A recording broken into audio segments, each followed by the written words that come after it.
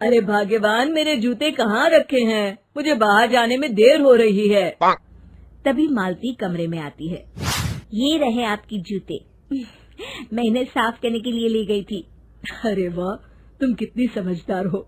मेरे बिना कुछ कहे ही सारे काम कर देती हो। तभी मालती झिझकते हुए रमेश से कहती है, सुनिए जी, आपसे एक बात कहूँ, बुरा तो नहीं मानेंगे ना? अरे नहीं नहीं, बेफिक्र होकर कहो।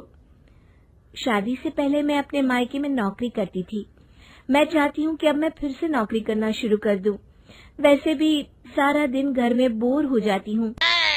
देखो मालती, तुम्हारे नौकरी करने से मुझे कोई ऐतराज नहीं है, लेकिन तुम्हें एक बात बता दूं, हमारे खानदान में आज तक कभी किसी औरत ने नौकरी नहीं की।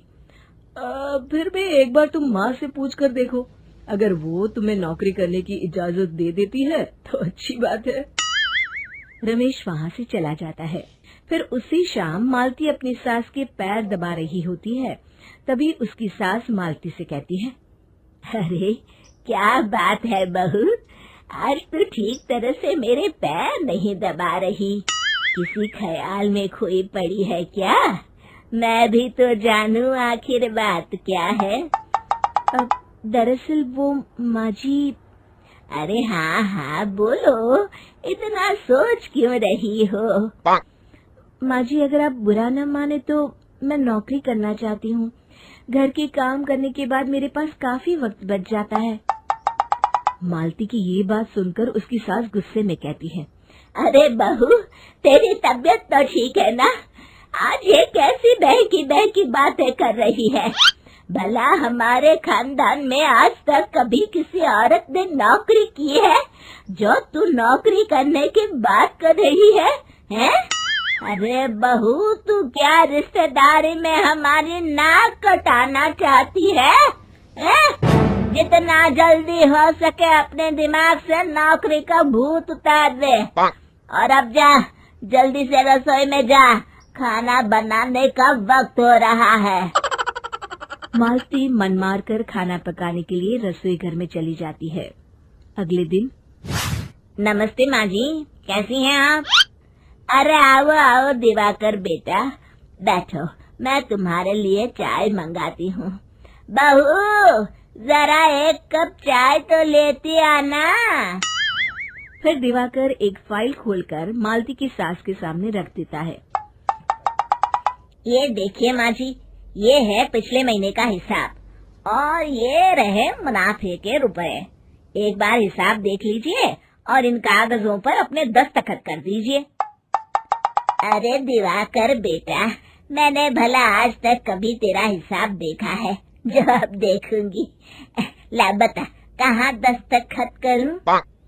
तभी मालती चाय लेकर वहाँ आ जाती है और अपनी सास को बिना कागजातों को पढ़े इस तरह लापरवाही से दस्तखत करते हुए देखकर हैरान रह जाती है। अच्छा माँ जी, अब मैं चलता हूँ, फैक्ट्री में बहुत काम है। फिर दिवाकर वहाँ से चला जाता है। कुछ दिनों बाद मालती बाजार में कुछ सामान खरीद रही होती है। तभी एक बूढ़ा आदमी उसे आवाज देता है, अरे मालती बेटी, कैसी हो? मुझे पहचाना? मैं तुम्हारी कंपनी में मुनीम का काम करता हूँ। हाँ चाचा जी, मैं आपको बिल्कुल पहचानती हूँ। कहिए, कैसे हैं आप? मैं तो ठीक हूँ। कंपनी में कुछ भी ठीक नहीं चल रहा, यहाँ तक कि हमें ठीक वक्त पर तनख्वाह भी नहीं मिलती। ये आप क्या कह रहे हैं? अब क्या बताऊँ, आप लोग तो कभी हिसाब किताब देखने दफ्तर आते नहीं। मेरी मानो तो एक बार आप लोग दफ्तर आकर सारा हिसाब किताब देख लो, आपको असलियत पता चल जाएगी।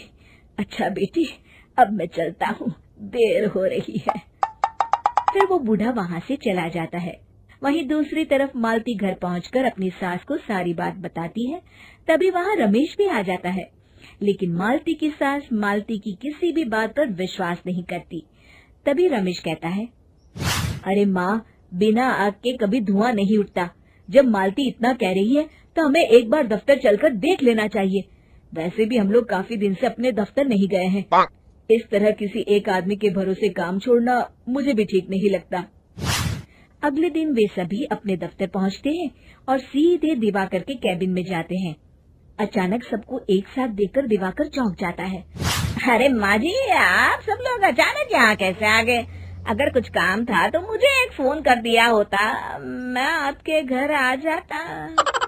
तभी मालती की सास कहती है, अरे दिवाकर बेटा, आज मैं हिसाब देखने दफ्तर आई हूँ, जरा मुझे पिछले 6 महीनों का हिसाब दिखाना तो बेटा।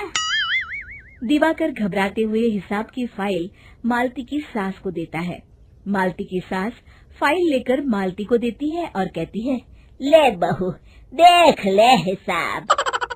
मालती फाइल को बड़े गौर से देखती है और अगले ही पल उसे सारी गड़बड़ी समझ में आ जाती है।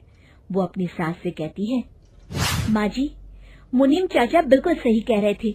हमारी कंपनी में पिछले 6 महीनों में जितना मुनाफा हुआ है, हमें उसका आधा पैसा भी नहीं मिला। यूँ समझ लीजिए कि 1 रुपये में सिर्फ चवन्नी ही हमारे हाथों में आई है। मालती की बातें सुनकर मालती की सास गुस्से से दिवाकर को पूछती है, क्यों दिवाकर, मेरी बहू जो कह रही है वो सच है? दिवाकर समझ जाता है आज उसका भांडा फूट चुका है। वो गिड़गिड़ाते हुए कहता है, मुझे माफ कर दीजिए माँ जी, मैं पैसों के लालच में अंधा हो गया था। अरे वाह दिवाकर, तू तो 1 नंबर का चोर निकला। इतने दिनों से मैं तुझ पर आंख बंद करके भरोसा करती रही और तू मुझे ही चुना लगाता रहा। अभी के अभी निकल यहाँ से और दोबारा अपनी शक्ल मत दिखाना। दिवाकर वहाँ से भाग जाता है।